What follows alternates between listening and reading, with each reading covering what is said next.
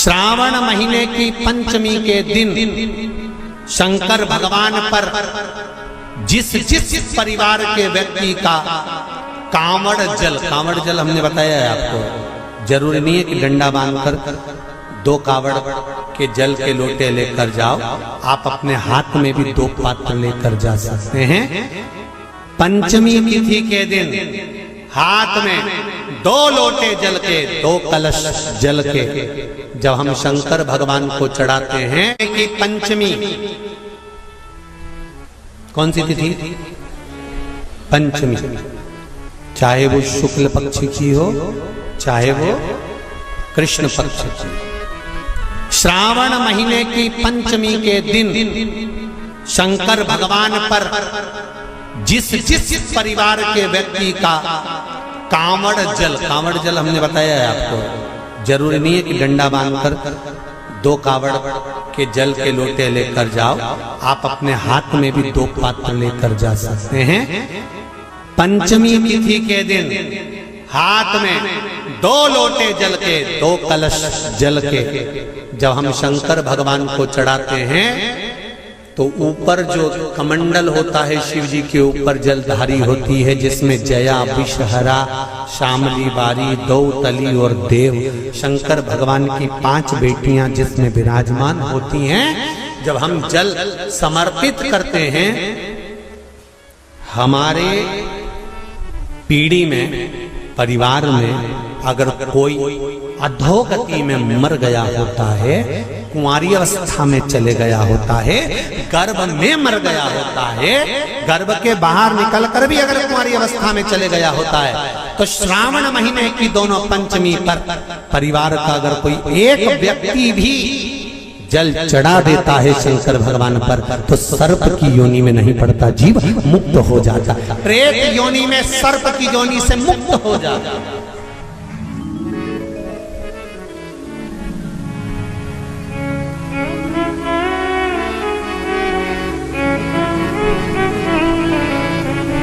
महाराज,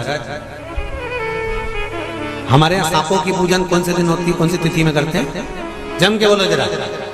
नाग पंचमी। नाग पंचमी का मतलब क्या है? सांपों की पूजन करो। नाग पंचमी का मतलब होता है शंकर जी के मंदिर में जाकर 1 लोटा जल समर्पित कर दो। उसका कारण क्या है कि हमारे परिवार में, हमारे कुटुंब में कोई 7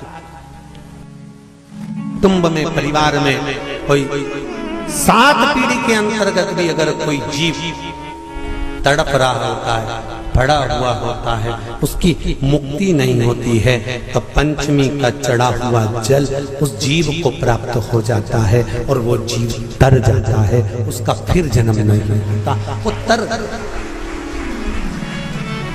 इसको मुक्तता का,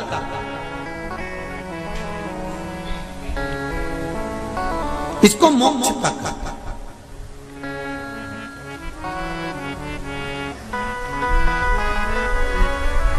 ये मुक्ति, ये मोक्ष, इसी को कहेंगे कि ये मुक्तता है। महाराज,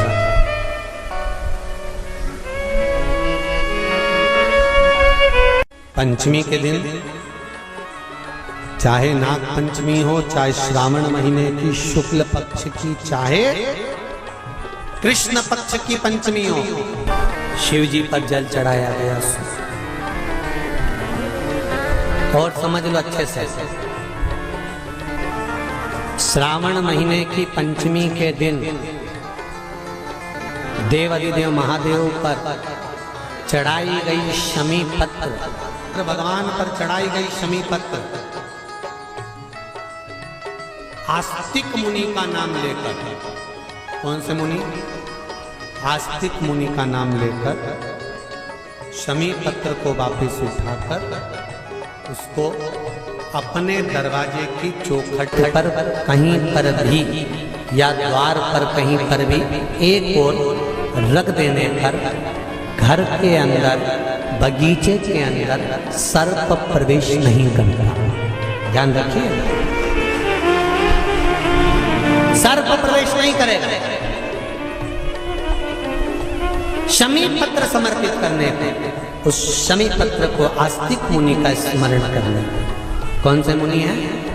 आस्तिक मुनि का स्मरण करने पर भीतर घर के अंदर बगीचे में सर्प भी प्रवेश नहीं। उस शमी पत्र में जया, विषहरा, श्यामली बारी, दौतली और देव, ये पांचों कन्याओं का भाव प्रकट हो जाता है और वो कन्याएं हमारे घर के द्वार की रक्षा करती हैं। तो जया, विषहरा, श्यामली बारी, दौतली, देव, ये उस घर में निवास करती हैं जिससे ये घर में हम रक्षा कर सकें। हफ्ते 2 हफ्ते में, महीने भर में एक दिन ऐसा बनाओ, अगर मेरा भोलेनाथ तुम्हारी नहीं सुन रहा है तो 1 लोटा जल, 1 दुर्वा और 1 बेलपत्र, ये 3 चीजें लेकर जाओ। क्या क्या ले जाना है? जम के बोलो जरा।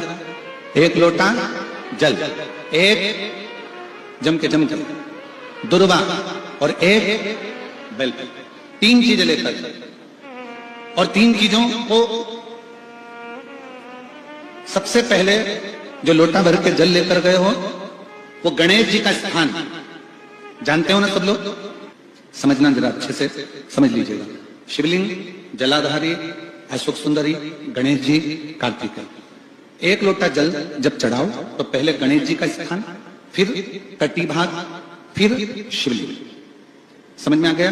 गणेश जी का स्थान, कटी भाग, जलाधारी, फिर शिवलिंग। दुर्वा गणेश जी के स्थान पर समर्पित कर दो और बेलपत्री अशोक सुंदरी वाली जगह पर समर्पित कर दो। ये 3 चीजें अगर आप 2 हफ्ते में, 1 महीने में अगर एक बार भी अगर करते हो तो देवाधिदेव महादेव आपकी मन की कामना पूर्ण जरूर करते हैं, निश्चित। मंदिर की चढ़ी हुई बेलपत्र को, शंकर की चढ़ी हुई बेलपत्र को ही उसने गांठ लगाकर जब माला सिद्ध कर ली और सिद्ध कर कर अगर वही माला भगवान शंकर को अर्पित कर देती है तो कहते हैं कि हमारा फिर पुनर्जन्म होता ही नहीं है, इस संसार सागर से हमारी मुक्ति हो ही जाती है। चाहे बेलपत्र हो चाहे तुलसी पत्र हो, इन दोनों पत्ती के अंदर सुई को नहीं पिरोना चाहिए। हाँ, कच्चे धागे से आप उसमें डंडी में गांठ लगाकर भगवान शंकर को माला धारण कर सकते हो, पर कौन सी बेलपत्र जो शंकर भगवान पर। श्री शिवाय नमस्तुभ्यम दर्शकों, हर हर महादेव। स्वागत है आपका अपने YouTube चैनल में। इस वीडियो में आपको पूजनीय पंडित जी नाग पंचमी का बहुत ही विशेष उपाय बताए हैं। नाग पंचमी के दिन का बड़ा विशेष महत्व होता है। घर के सभी सदस्य 2 लोटे जल महादेव के शिवलिंग पे अवश्य समर्पित करें और बन सके तो इस दिन आप भगवान शंकर जी के शिवलिंग पे शमी पत्र अवश्य समर्पित करिएगा। आस्तिक मुनि का नाम लेके समर्पित करें। उस शमी पत्र को उठा के शिवाय नमस्तुभ्यम, हर हर महादेव। आज की पावन कथा में पंडित प्रदीप मिश्रा जी ने नाग पंचमी का एक बहुत ही महत्वपूर्ण उपाय बताया है कि आप उस उपाय को करके अपने घर में माँ लक्ष्मी को बुला सकते हैं।